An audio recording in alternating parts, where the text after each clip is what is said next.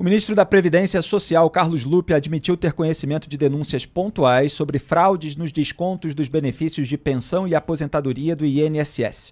No entanto, segundo Lupe, nunca se teve uma formação de quadrilha para criar umas instituições e roubar dinheiro do aposentado. O ministro deu a declaração na terça-feira 29 a jornalistas após participar de audiência na Câmara. Abro aspas.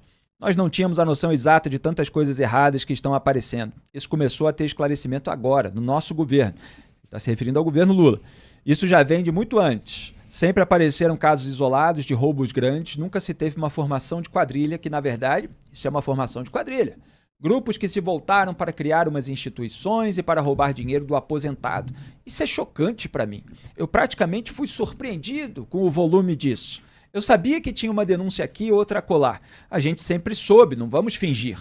O 135 denunciava isso.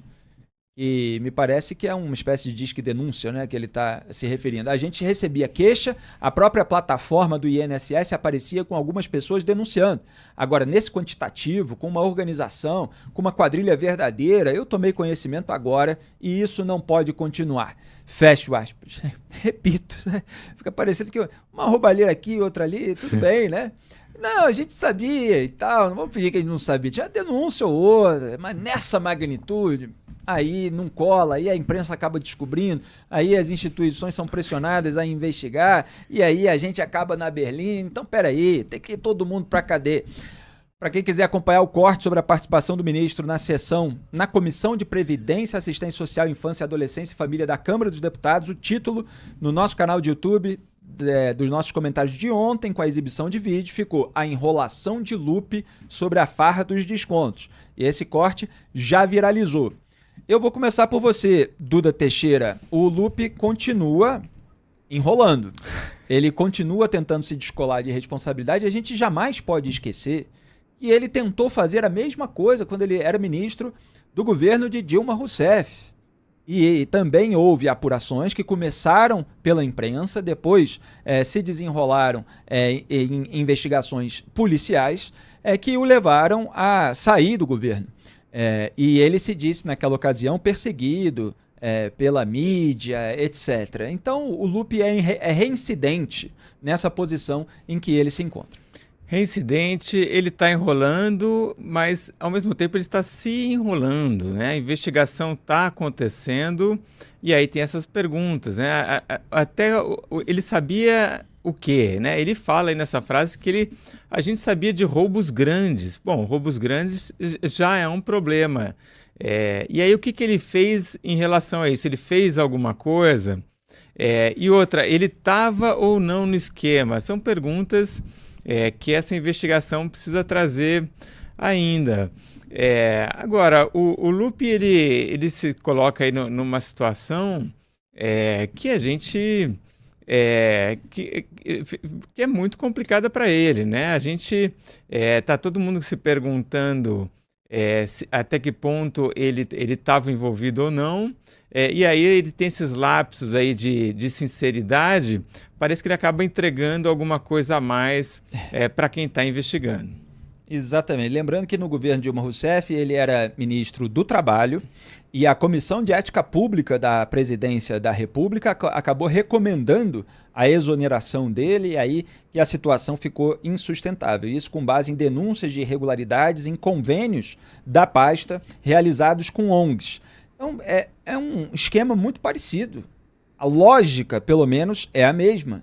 Então você tinha irregularidades em convênios do ministério onde o Lupe atuava com ONGs. Agora você tem irregularidades em acordo de cooperação técnica, os chamados ACTs, no INSS, que era presidido por um indicado do Lupe, ministro da Previdência Social nesse governo do Lula. Quer dizer, o ciclo continua se repetindo na política brasileira. Denis Xavier. Eu adorei essa frase aqui. Praticamente fui surpreendido. Isso é maravilhoso. Praticamente fui surpreendido é muito bom. Praticamente fiquei sabendo que estou grávida. Quer dizer, é uma coisa completamente maluca, que simplesmente indica um conhecimento prévio de tudo que estava acontecendo. E o Lupe é essa figura dinossáurica, né, que a gente não consegue extinguir na política brasileira. Foi um cara que capitaneou todo o movimento, especialmente à frente do PDT, contra a reforma da Previdência. Ele estava negociando, né, agora mais recentemente, para registrar todos os motoristas de aplicativo, com vistas exatamente a aumentar a arrecadação. Então, para essa gente parasitária, você precisa tomar conta de tudo, você precisa cooptar todos, você precisa tomar conta de todos os orçamentos, exatamente porque é preciso fazer favor aos amigos, é preciso acarinhar os amigos, e é isso que ele faz de maneira absolutamente profissional. Muito bem, a gente segue falando sobre esse escândalo. O senador Sérgio Moro, da União Brasil do Paraná, cobrou nessa quarta-feira 30 a prisão preventiva de 3 ex-integrantes do INSS, André Fidelis, Alexandre Guimarães e Virgílio Filho, investigados pelo recebimento de 17 milhões de reais de intermediários das associações suspeitas de fraudes contra aposentados e pensionistas. Aliás, tem várias fraudes já reconhecidas pela Justiça. Tem condenações que já foram impostas pelo Poder Judiciário contra associações que estavam fazendo desconto indevido. Você tem aquela dupla reclamação, que é do desconto indevido e da filiação fraudulenta. Então, pessoas que não tinham pedido para se filiar à associação, elas tinham lá a sua assinatura falsificada em diversos casos. São 62 mil processos que estão em tramitação. O ex-juiz da Lava Jato, o atual senador, escreveu no X, abro aspas, surgiram indícios de subornos pagos à cúpula do INSS pelo esquema de fraudes contra os aposentados. Deveriam ser presos preventivamente. Fecho aspas. Segundo a PF, os repasses ocorreram por meio de empresas registradas no nome de familiares dos ex-diretores sem motivo razoável. Olha, a gente tem visto, Duda Teixeira, e ontem no programa estávamos falando a respeito disso, na pauta sobre o filho do Lewandowski, que representa uma associação que tinha ali interesse junto a órgãos comandados por indicados do governo do qual o pai faz parte. A gente estava falando sobre essa busca de camuflagem na República do Escambo. Isso acontece em diversos níveis. Então, não estou falando sobre esse caso específico, estou falando de uma maneira genérica. Você contrata a esposa de um juiz, você contrata o filho de um juiz ou de alguém do Poder Executivo, e aí você bota num outro processo, às vezes nem isso, né? Às vezes nem tem essa preocupação, existe uma onipotência e o sujeito vai atuar diretamente onde ele tem influência sobre algum familiar. Mas às vezes a coisa é feita de uma maneira dissimulada. O escritório é contratado para cuidar de uns processos aqui, enquanto o empresário que contratou, ele quer uma decisão favorável de um juiz que é parente daquela pessoa que ele está usando em outros processos, que é para não vincular diretamente. Mas a pessoa está sendo remunerada, a família como um todo está ganhando. E agora a gente vê o que a gente viu na Lava Jato, quer dizer, as pessoas da cúpula do INSS estavam recebendo dinheiro, na verdade, quer dizer, familiares das pessoas, parecia que estava recebendo dinheiro sem motivo razoável, e quando você vai ver, você tem essa ligação aí de associações com a cúpula do INSS numa camuflagem do meio de pagamento. E a PF está aí apontando que isso é indício de suborno, que é uma propina que está sendo paga de uma maneira camuflada, Duda. Uma coisa que os investigadores estão indo atrás, a imprensa também indo atrás, para onde foi esse dinheiro que foi garfado das contas do INSS. Então, essas entidades, associações, sindicatos fizeram lá esse acordo com o INSS, pegaram o dinheiro dos aposentados e pensionistas, e aí para onde foi esse dinheiro? Então, de repente é isso, contratar um escritório de advocacia, um serviço de buffet, e aí o que eles estão olhando agora é se essas empresas que foram contratadas por esses sindicatos e entidades, se eles têm alguma relação com as pessoas que deixaram esses acordos acontecer. E aí você vê o dinheiro voltando, né? Uma decisão sendo tomada para você desviar o dinheiro desses brasileiros, aposentados e pensionistas. Esse dinheiro vai para as empresas e depois o dinheiro precisa voltar para eles de alguma maneira. Então, talvez o que a gente esteja vendo, por enquanto, é só a pontinha do iceberg, né? Ainda tem muita coisa que pode sair. A CONTAG, que é aquele sindicato de produtores rurais, familiares, que está sempre com o Lula, fazendo propaganda do Lula, participa lá da elaboração dos projetos de reforma agrária, é uma das que está sendo analisada nessas questões, né? Contrataram várias empresas que parece que tem alguma ligação com a turma do governo. Agora, em relação a esse pedido do Moro de prisão preventiva, eu acho que a gente tem que lembrar sempre que prisão preventiva tem que ter critério, né? As pessoas só devem ser presas depois de condenadas, a menos que você tenha algumas condições, né? Então, por exemplo, o sujeito oferece perigo para a sociedade, né? Existe a possibilidade dele fugir, sair do Brasil. Aí você faz a prisão preventiva. Ou então é uma maneira de você impedir que ele continue roubando. Ou que destrua provas, ou que faça coação de testemunhas, pessoas que têm muito poder e que ainda têm contato e influência sobre outras que precisam ser investigadas, elas podem ocasionar riscos às investigações. É claro que a Polícia Federal precisa apontar indícios de que isso tenha acontecido ou possa acontecer por algum motivo. Então, se justifica a prisão preventiva.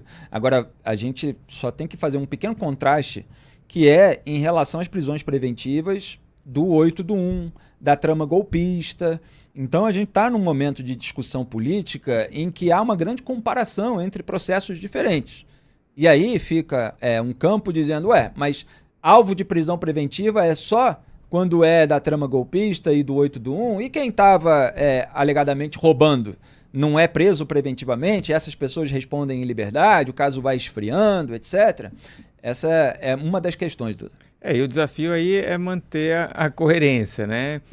Então, por exemplo, quem criticava as prisões preventivas exageradas contra a turma do 8 de janeiro, alegando que não estavam sendo preenchidas algumas condições, tem que manter agora a mesma coerência para criticar qualquer pedido de prisão preventiva de gente ligada à esquerda. Muito bem. E, Dennis, eu sempre me lembro de um vídeo antigo do Dennis Prager, o criador da PragerU lá nos Estados Unidos, que está lá do lado mais à direita no debate público americano, mas que tem um viés conservador do ponto de vista tradicional, de um conservadorismo tradicional, apesar de o debate político americano arrastar muito cada lado para a defesa partidária. Agora, o Dennis Prager, quando fez um vídeo sobre o tamanho do Estado, e ele citava exemplos da América Latina, ele sempre falava que com um Estado muito grande, que é o que ele combate, você sempre tinha muitos casos de venda de favores e de influência, de quem está dentro do Estado para quem está fora do Estado, quer dizer, para empresários, donos de associações como essas, que estão querendo obter ou contratos públicos ou algum tipo de facilidade daqueles burocratas da máquina pública. Então, eu usava muito isso para falar do escândalo do Petrolão. O que foi, na prática, o escândalo do Petrolão? São empresários, empreiteiros, quer dizer, donos de construtoras, pessoas responsáveis por obras muito grandes, que queriam obter contratos públicos para fazer obras relacionadas à Petrobras. É uma companhia gigantesca e que tem tentáculos em diversos locais do país e precisa ali de construtoras para fazer as suas obras, para tudo funcionar. Então, eles queriam obter bilhões de reais em contratos públicos e, em troca, eles pagavam uma propina de alguns milhões. Era 2%.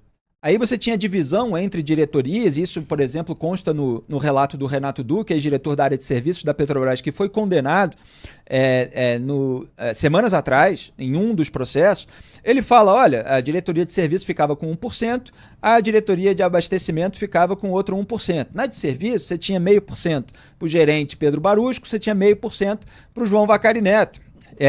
Tesoureiro do PT, que acabou se firmando como tesoureiro do PT depois, inclusive, que era considerado pela Lava Jato o operador do partido e que foi confirmado como tal pelo delator. Então, essa porcentagem pequenininha dentro de contratos muito grandes representava milhões para aqueles que ajudavam a favorecer determinada empresa em licitações fraudulentas, etc. Aqui, a suspeita da Polícia Federal é de que acontecia a mesma coisa. Quer dizer, a cúpula do INSS estava mancomunada com as lideranças dessas associações para garantir o fornecimento de desconto na folha de pagamento dos aposentados, que fazia com que elas levassem uma bolada de dinheiro do INSS, elas aumentaram o faturamento e, em troca, teriam feito esses pagamentos para aquela cúpula, para aqueles ex-diretores, dos quais o Sérgio Moro está cobrando a prisão preventiva. O que você avalia, Denis?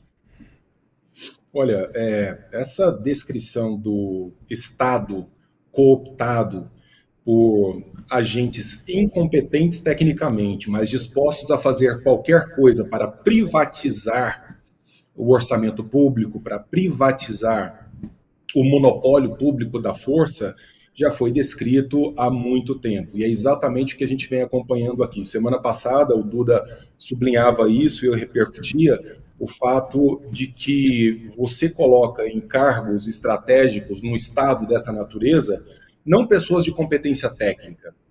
O caso do Lupe é emblemático nesse sentido. O Lupe é um homem que você pode desafiá-lo a escrever um parágrafo sobre qualquer tema, inclusive tema com o qual ele deveria ter alguma intimidade, e certamente não sairá nada.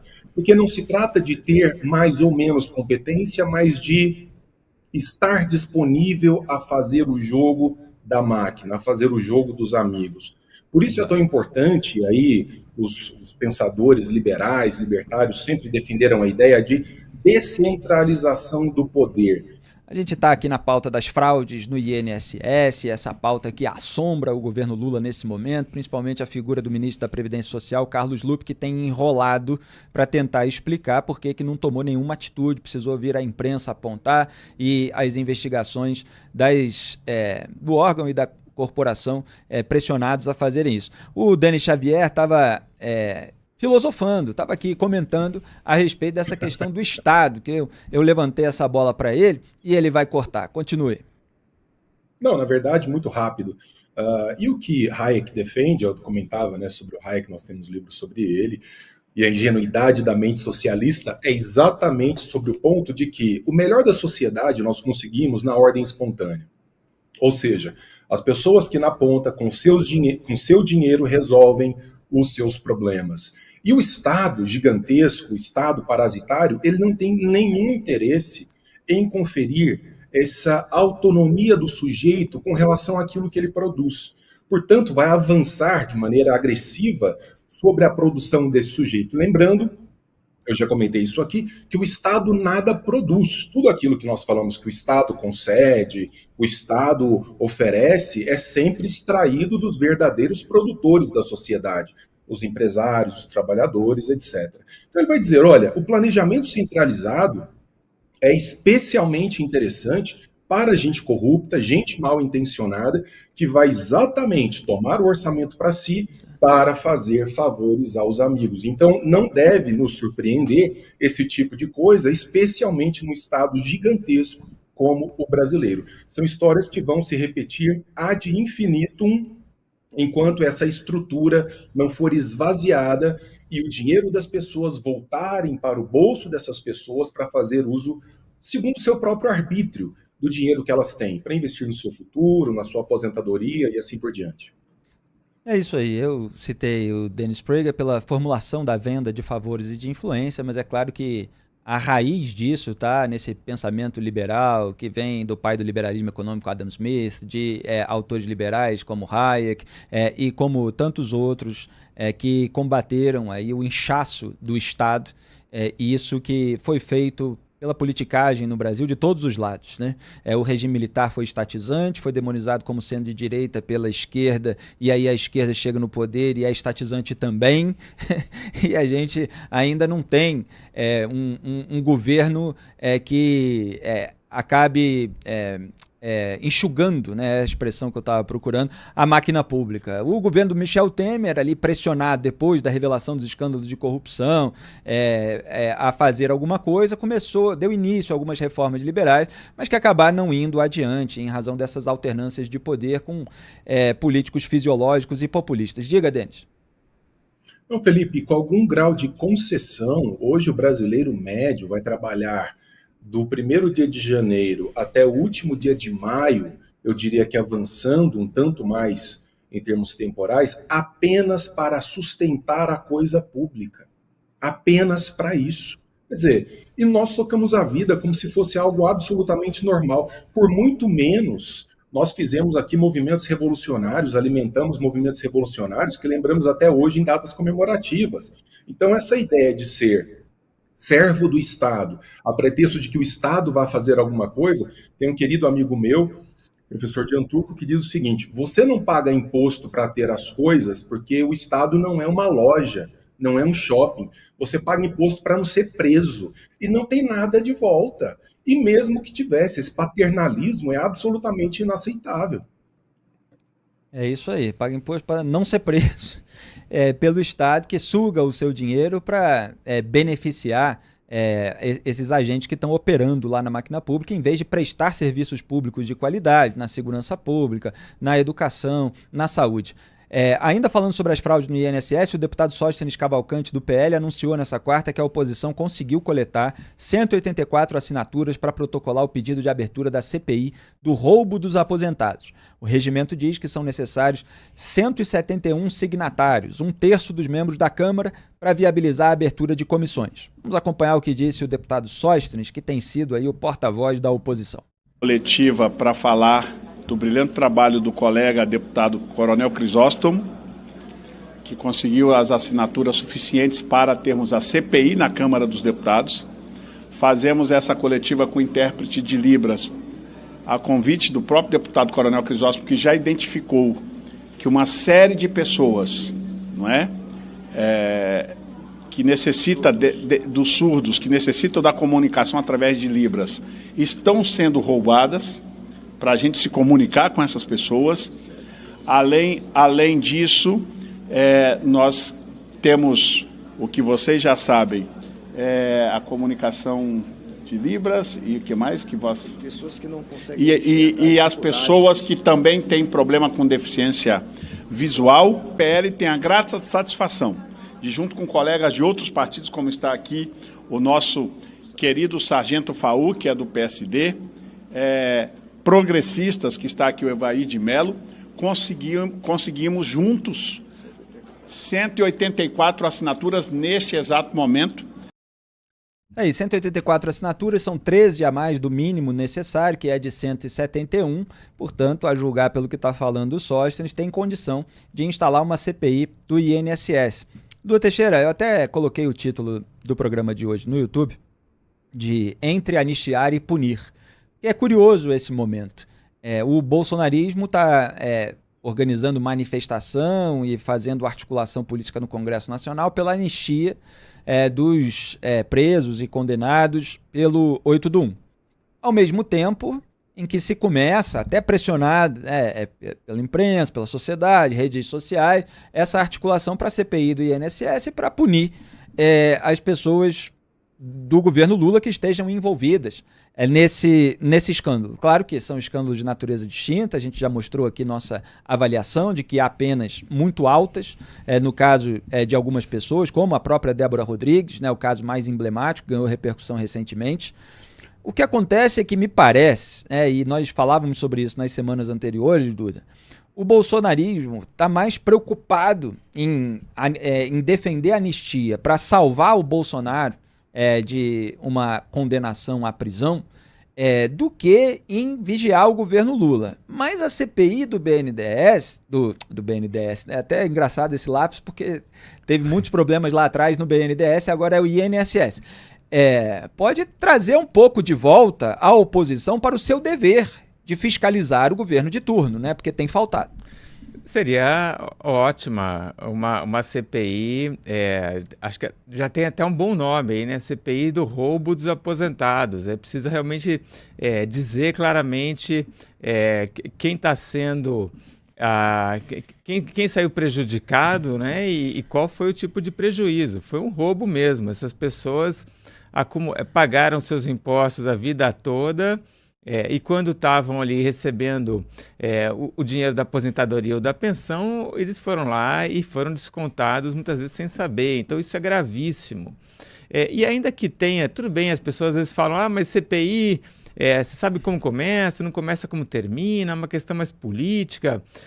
Mas eu acho que nesse caso ela é fundamental, porque existe sim uma questão política aí que precisa ser investigada.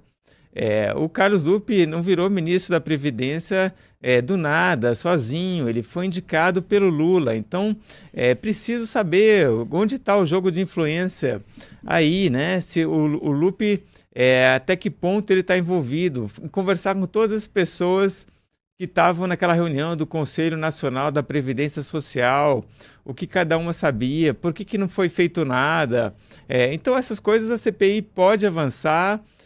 Seria ótimo que o Hugo Mota realmente colocasse para essa CPI para funcionar, até porque não tem nenhuma CPI hoje funcionando na Câmara, e aí tem coisas que o Brasil precisa saber, né, que é do interesse público realmente, para saber como é que esse suposto crime, né, mas a gente já sabe aí que realmente aconteceu esse roubo, como é que ele foi elaborado.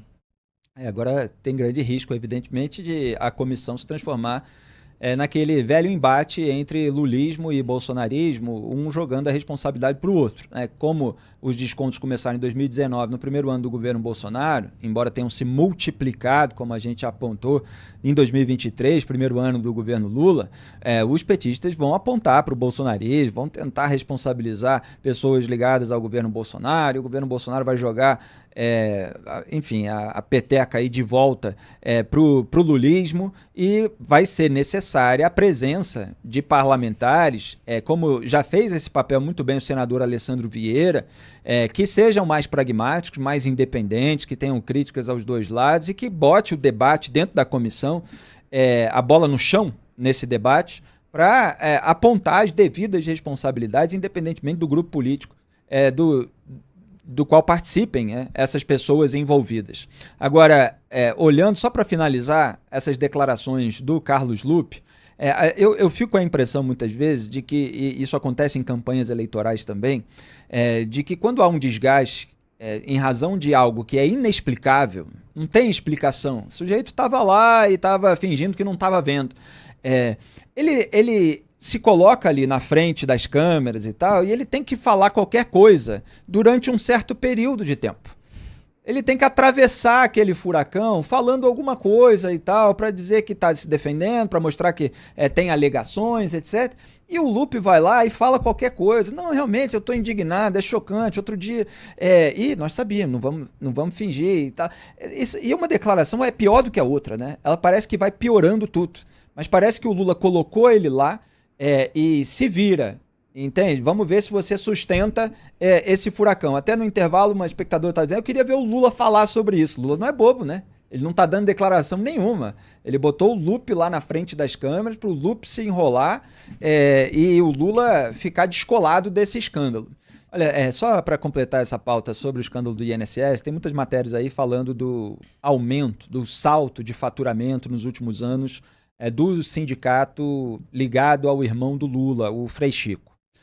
O que está havendo no Poder Judiciário são processos, e em 30 desses processos, o sindicato ligado ao irmão do Lula, o Frei Chico, conseguiu provar que havia as filiações correspondentes.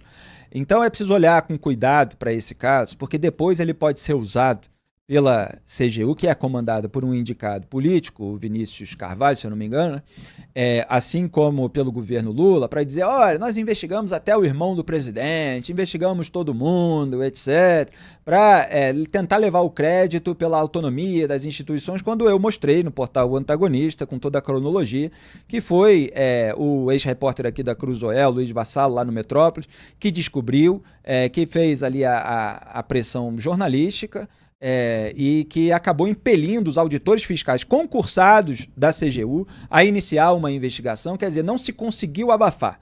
E aí depois aquilo foi adiante. Então o governo, que não conseguiu abafar o escândalo, tenta levar o crédito pela descoberta, pela neutralização. E o caso do irmão do Lula não está, o do sindicato ligado ao irmão do Lula, para ser mais preciso, ele não está entre os casos mais graves. Eu conversei, inclusive, com o Luiz Vassalo a respeito dessas questões, dos sindicatos que parecem ser praticamente de fachada para justamente absorver toda essa grana. O sindicato ligado ao irmão do Lula também alega que fez denúncias, e existem de fato essas denúncias, sobre as práticas dos outros sindicatos. Então, o que eles alegam é que o aumento do faturamento veio de um aumento de filiações que foram efetivamente feitas. E tanto que eles estão ganhando os processos na justiça que são relacionados a isso. Isso quer dizer que todo o salto do faturamento está esclarecido e justificado? Não, a gente vai ter que monitorar isso de uma maneira mais minuciosa, aí, com mais informações vindo à tona. Claro que causa estranheza